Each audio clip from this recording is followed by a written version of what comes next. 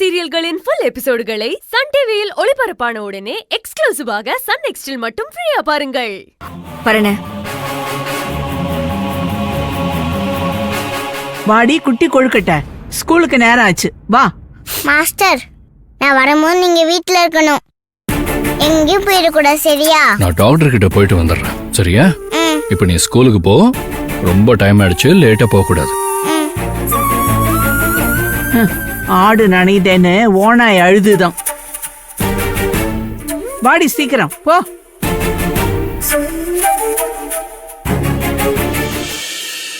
Doctor கிட்ட வர idea இருக்கா இல்ல இப்படியே வீட்டுக்கு போறியா? எனக்கு சரியாயிடுச்சுமா. செக் பண்ணா டாக்டர் அதைத்தான் சொல்ல போறாரு. நான் கிளம்புறேம்மா. நீ உடம்ப பாத்துக்கோ, என்னை பத்தி எல்லாம் கவலைப்படாத. வா.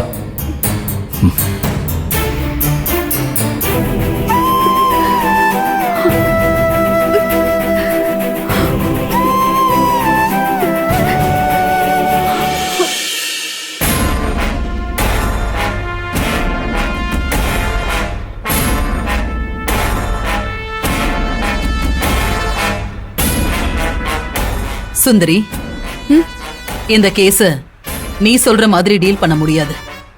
ஏமா? இந்த காலத்துல நீதி நேர்மன் எல்லாம் பாத்துட்டு இருந்தா எந்த கேஸும் ஜெயிக்காது. இத நான் வேற மாதிரி தான் டீல் பண்ண போறேன். வேற மாதிரினா எனக்கு புரியலமா. இந்த கேஸ உடைக்க நான் என்ன வேணாலும் பண்ணுவேன். ஆனா நீ அதை தடுக்கவோ மறுக்கவோ கூடாது. என்னமா சொல்றீங்க? நான் சட்டப்படி வாதாடி என்ன நடந்துச்சு? என் புருஷனை நான் எழுந்துட்டு நிக்கிறது தான் மிச்சம். எனக்கு உங்க வலி புரியுதுமா. ஆனா நாமளே சட்டப்படி போகாம எப்படிமா? இங்க பாரு சுந்தரி, நான் உன்னை ஒன்னும் பண்ண சொல்லல. நீ எப்படி இருக்கணும்னு நினைக்கிறியோ அப்படியே இரு. ஆனா இந்த கேஸ்ல நாம ஜெயிக்க நான் என்ன வேணாலும் செய்வேன். அதுக்கு நீ தடையா நிக்காம எனக்கு ஒத்துழைப்பு கொடுக்கணும். இல்லம்மா, நம்ம எந்த தப்பும் பண்ணல. நம்ம லீகலாவே போகலாமே. என்ன பேசுற சுந்தரி? நம்ம முன்னாடி நிக்கிறது யாரு? சத்தியவானா? ஒரு கிரிமினல். பொற்கொடி எப்பேற்பட்ட கிரிமினல்னு உனக்கு தெரியாதா? இங்க லீகலா போனா எதுவுமே நடக்காது. இந்த கேஸ நாம எப்படியாவது உடைச்சு ஓ மாமாவுக்கும் இந்த கடத்தலுக்கும் சம்பந்தம் இல்லைன்னு ப்ரூவ் பண்ணி அவரை வெளியில கொண்டு வரணும். அது இல்லம்மா, மாமா கடத்தினதை ஒத்துக்கிட்டதால தானே நானே அவரை அரெஸ்ட் பண்ணேன். அது பரவாயில்ல. அந்த நேரத்துல நீ அப்படி பண்ணிட்ட. இந்த கேஸ நமக்கு சாதகமா கொண்டு போக நிறைய வழிங்க இருக்கு. அத நான் பாத்துக்கிறேன். பாத்தியா, நீ இப்படி சட்டம் நீதின்னு போயிட்டு இருந்தனா ஓ மாமாவை காப்பாத்த முடியாது. லதாவுக்கு நீ ஆறுதல் சொல்லவே முடியாது. அப்புறம் லதா இப்படி அழுதுகிட்டே தான் இருப்பாங்க. ஒன்னும் பண்ண முடியாது. அதுக்கு இல்லம்மா, நீ இப்படி தயங்கிட்டே இருந்தன்னா ஒன்னும் நடக்காது. அந்த பொற்கொடி நினைச்சா எப்படி வேணாலும் இந்த கேஸ மாத்தி உண்டுலன்னு ஆக்கிடுவா. இத பாரு சுந்தரி, நாம என்ன ஆயுதம் எடுக்கணும்னு நம்ம எதிரிங்க தான் தீர்மானம் பண்றாங்க. அதனால அவங்க கிட்ட நாம எல்லா விளையாட்டையும் விளையாட ரெடியா இருக்கணும். புரியுதா?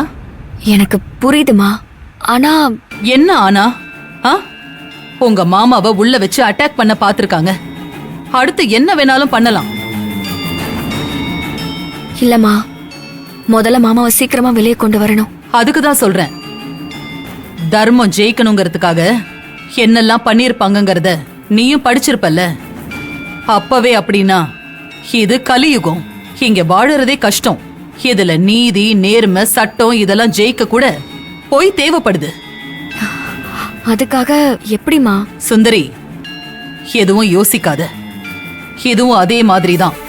தர்மம் ஜெயிக்கணுங்கிறதுக்காக எந்த லெவலுக்கும் போகலாம். நான் இந்த கேஸ எந்த மாதிரி கொண்டு போகணும்னு முடிவு பண்ணிட்டேன். நீ எனக்கு ஒத்துழைச்சா போதும். சரிம்மா, ஆனா எந்த விதத்திலயும் நிரபராதி மட்டும் தண்டிக்கப்பட்ட கூடாதுமா. அதை மட்டும் பாத்துக்கோங்கம்மா. அத நான் பாத்துக்கிறேன். நீ கவலைய விடு. நிச்சயமா நியாயம் தோக்காது. உனக்கு சட்டம் முக்கியமா நியாயம் முக்கியமான்னு எனக்கு தெரியாது. ஆனா சட்டத்தை உடைச்சு நியாயத்தை எப்படி நிலைநாட்டணும்னு எனக்கு தெரியும். நான் பாத்துக்கிறேன்.